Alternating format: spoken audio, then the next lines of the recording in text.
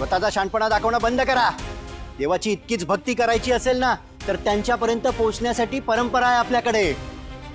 मंदिरामध्ये पुजारी असतात, गुरव असतात, हे मध्यस्थ असतात देवाचे. अरे तुमची लायकी तरी आहे का त्यांच्याशी बरोबरी करायची? लायकी?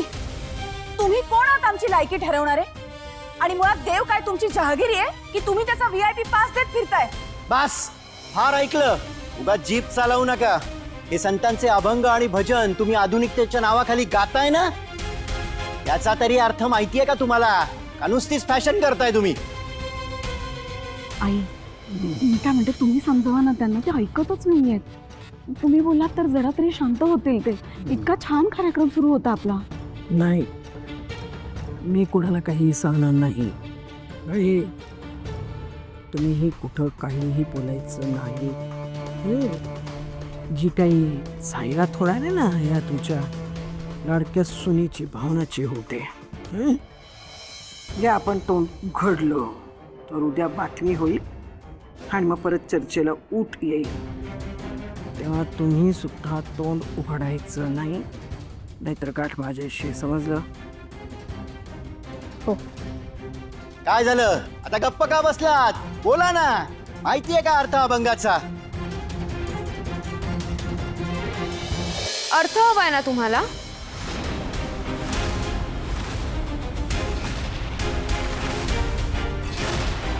मग ऐका.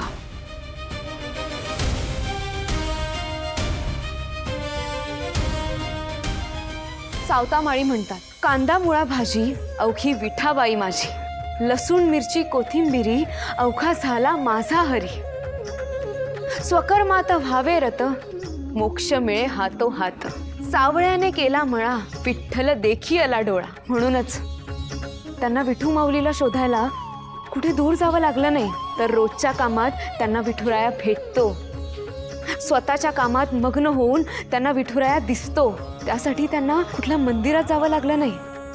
आपले संत चोखामेळा काय म्हणतात माहितीये? उस डोंगा परी रस नवी डोंगा, काय भुललासी वरलिया रंगा.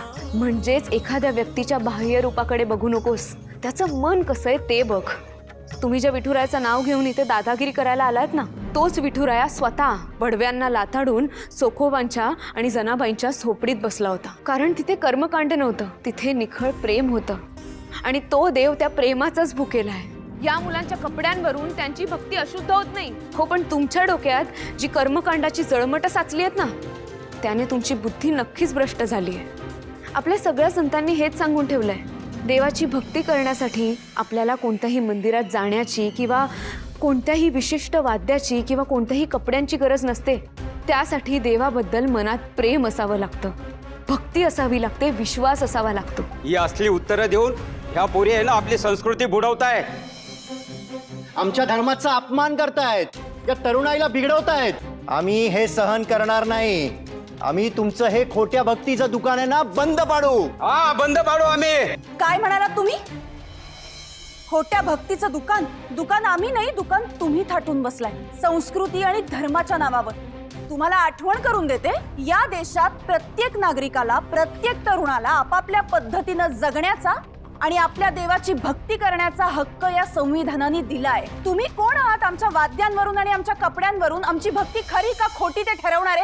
आम्ही खूप खऱ्या आणि चांगल्या मनानं हा कार्यक्रम आयोजित केलाय. तुम्ही जर का खुसपट काढून हा कार्यक्रम बंद करण्याचा प्रयत्न केलात ना, तर गाठ माझ्याशी आहे. आता आम्ही पण बघतो कसा कार्यक्रम घेताय तुम्ही. बस.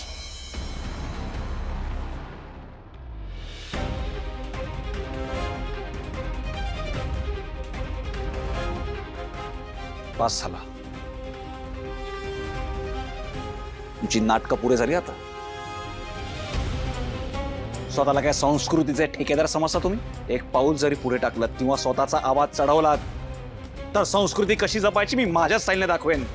हे सिद्धिराज गाडे पाटलाचं घर आहे, त्यामुळे इथे नको असलेल्या माणसांची डायरेक्ट हकालपट्टी होते. त्यामुळे इज्जतीत सांगतोय, त्वरित तात्काळ ताबडतोब निघायचं. निघा. भावनाताई अंगार है, भावनाताई अंगार है, भावनाताई अंगार है.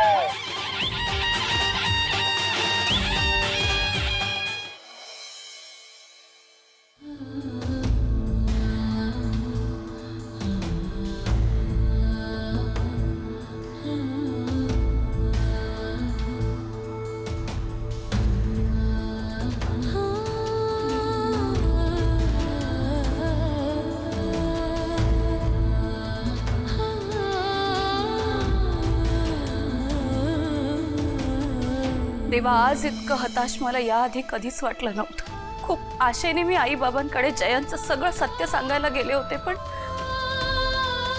त्यांच्या चेहऱ्यावरचा तो आनंद, तो उत्साह बघून त्यांना काहीच सांगायची हिंमत नाही झाली रे माझी. खूप दिवसांनी मी माझ्या आई बाबांना इतक्या आनंदात बघितलं होतं. आता कुठेतरी जाऊन त्यांची सगळी स्वप्न पूर्ण होणार आहे. मग हे असं सगळं असताना त्यांच्या चेहऱ्यावरचं हसू कसं हिरावून घेणार होते मी.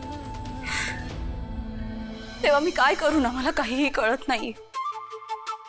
पण मी हार मानणार नाहीये. आज मी आई बाबांना जयंतचं सगळं सत्य सांगू शकले नाही, पण लवकरच त्यांना मी सगळं काही सांगेन. देवा, काय वाटेल ते झालं तरी जयंतच्या या दुष्टचक्रातून बाहेर पडण्याचे मी माझे प्रयत्न कायम सुरू ठेवेन.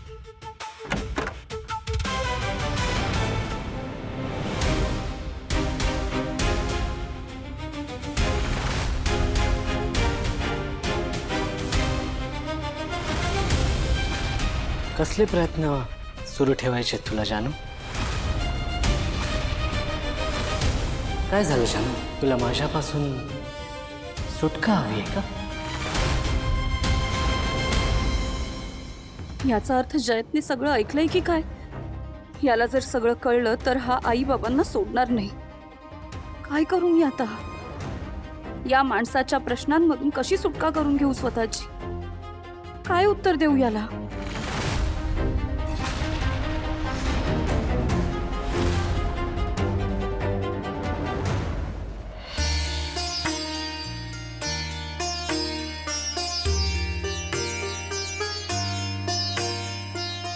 सावली, खरंच आज तू जे काही आमच्यासाठी केलंयस ना, त्यासाठी तुला जितकं थँक्स म्हणावं तितकं कमी आहे का?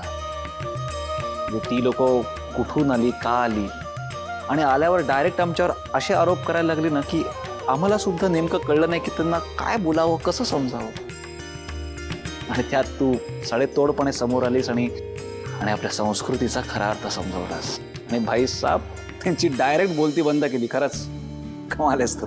सिद्धिराज, अगदी खरं म्हणतायत हा सावली.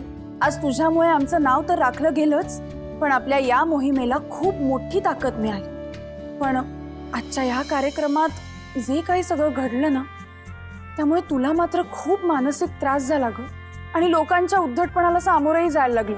मला खरंच खूप वाईट वाटतंय ग त्यासाठी. मी मनापासून तुझी माफी मागते. भावनाताई, अगं माफी का मागतेस तू? तुम्हाला सांगू, उलट मला तर असं वाटतंय की आज जे काही झालं ना ते चांगल्यासाठीच झालं. म्हणजे अर्थात तुम्ही दोघंही खूप छान काम करताय आणि प्रवाहाविरुद्ध पोहणाऱ्या लोकांना अशा अडचणींना सामोरं जावं लागतंच. तुम्हाला सांगू, जेव्हा आपल्या कामावर कोणी आक्षेप घेतं ना, तेव्हा आपण स्वतःला एक प्रश्न विचारतो की आपण नक्की हे का करतोय. तेव्हाच या प्रश्नाचं उत्तर आपल्याला नव्याने सापडतं, नवा उद्देश सापडतो.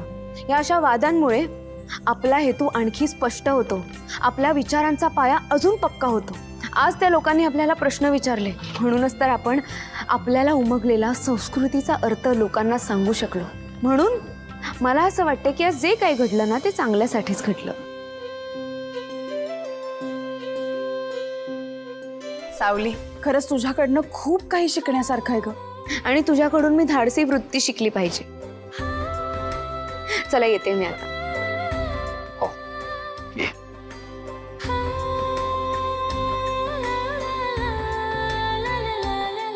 सिद्धिराज,